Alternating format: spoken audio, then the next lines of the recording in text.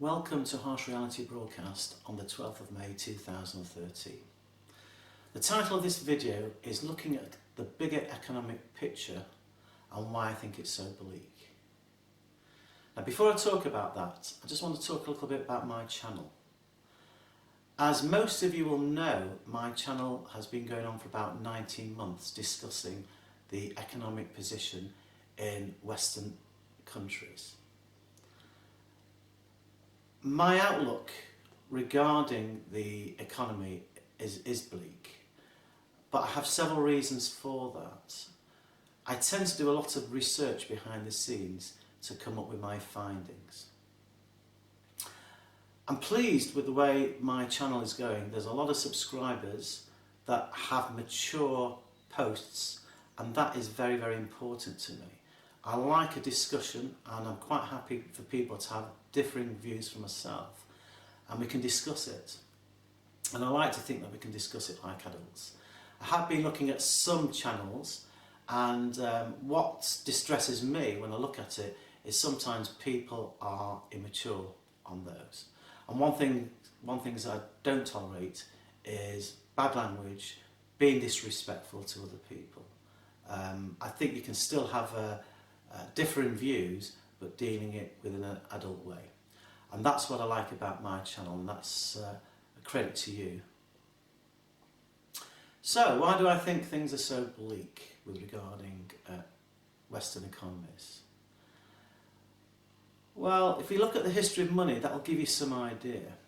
There's always been conflict between governments and the banking elite for the control of the money supply.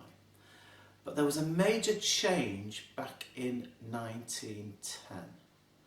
And in 1910, there was a secret meeting on Jekyll Island, just off the coast of Georgia, with 7 influential banking men.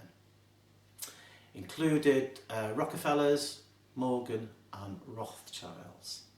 In fact, the meeting was so secret that they only used their first names when they were travelling by train to Jekyll Island. And some of them even used code names. That's how secret it was. Congress had no idea at the time that this meeting was taking place. It was over a 9-day period, and they were thrashing out quite a few issues. Prior to 1910, JP Morgan, Rockefeller, etc. were competitors. And being competitors, they didn't have the edge. So what they decided to do is to have like a banking cartel. So they could have the riches and the power. So basically it was a monopoly. And this is what was thrashed out. But they had to be very careful with how it was going to be packaged. They didn't really want it to be known as a central bank, so they called it the Federal Reserve Bank. That gave the impression that there was something federal about it, although it was basically a private bank owned by stockholders. In 1913, the Federal Bank was established, and they basically loan money out to the government. So what happens? Well, when you think about it, the public are fickle, and I'll tell you that straight. They don't like reality. Governments know this. But at the end of the day, they'll still get the amount of money they want out of the public, but they just use a different means to do it. If you see your taxes going up directly, people will revolt. However, if your standard of living is reduced by inflation, it appears to be more acceptable. So let's just do this step by step. Governments tend, in the main, to borrow more than they receive in taxes. So there is a shortfall, known as a deficit. So how do they make up this shortfall? Well, it's difficult for governments to live within their means because they like to promise the earth to the fickle public. So what they have to do is borrow from the future, basically, and that's what happens. So if the governments are short of money, they go to the Treasury issue these bonds, and then these bonds are sold. They can be sold to the public or institutions. However, if they need even more money, they then can go to the Federal Reserve Bank, and this is where it gets really interesting. The Federal Reserve Bank can just issue a cheque, money out of thin air, and that money is loaned into existence. The problem is that the more money that is in the money supply, your unit of money is worth less. So therefore, the dollar becomes debased over a period of time. Now, if you're operating under a gold standard, then you can't loan too much money into existence. There's a sensible fractional reserve ratio you have to adhere to. It's about 1 to 9. In 1971, Richard Nixon effectively took the dollar off the gold standard. It was only supposed to be temporary, but it became permanent. It became a fiat currency.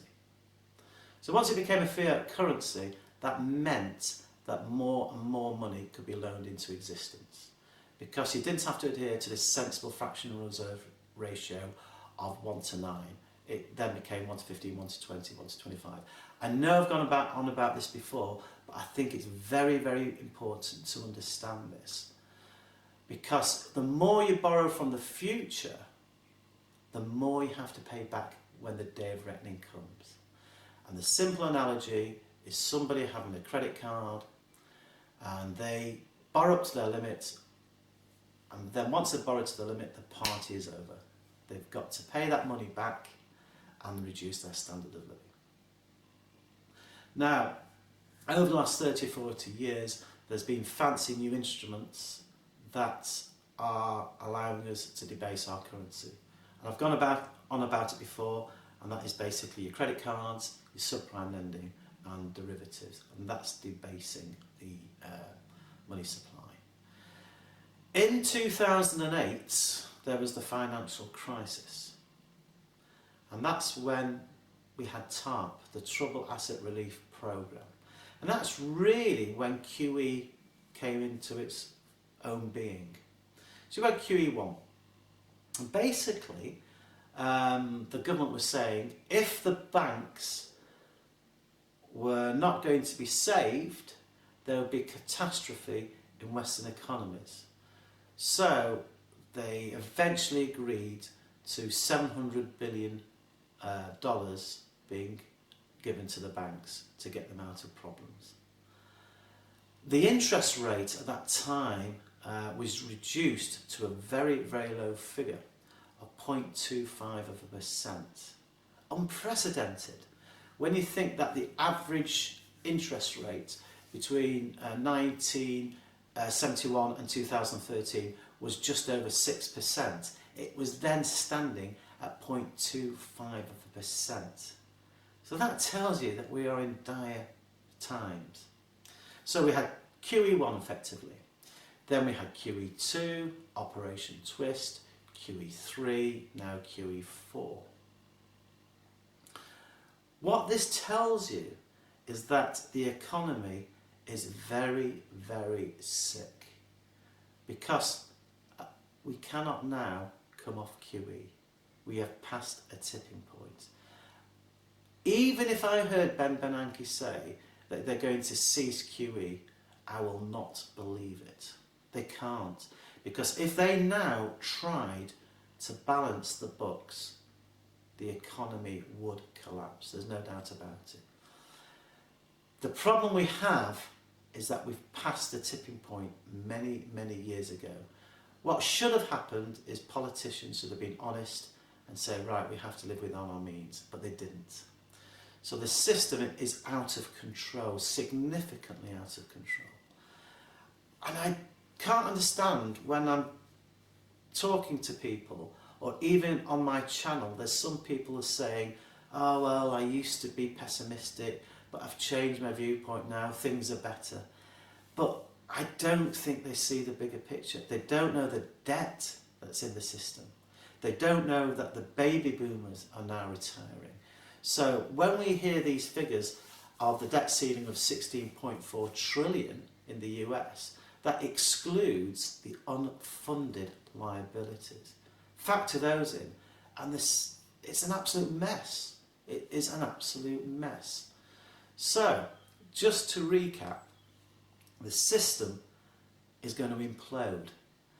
And I cannot give a timing on that because it depends on confidence. It depends on how long they can get away with this scam. But it is a scam. It is going to collapse, and people have to know that. And they've got to get ready for this paradigm shift. So I thought I'd just give you a bit of an overview, let you know that the system is significantly out of control and we've got to prepare ourselves for a different future. Thank you for listening.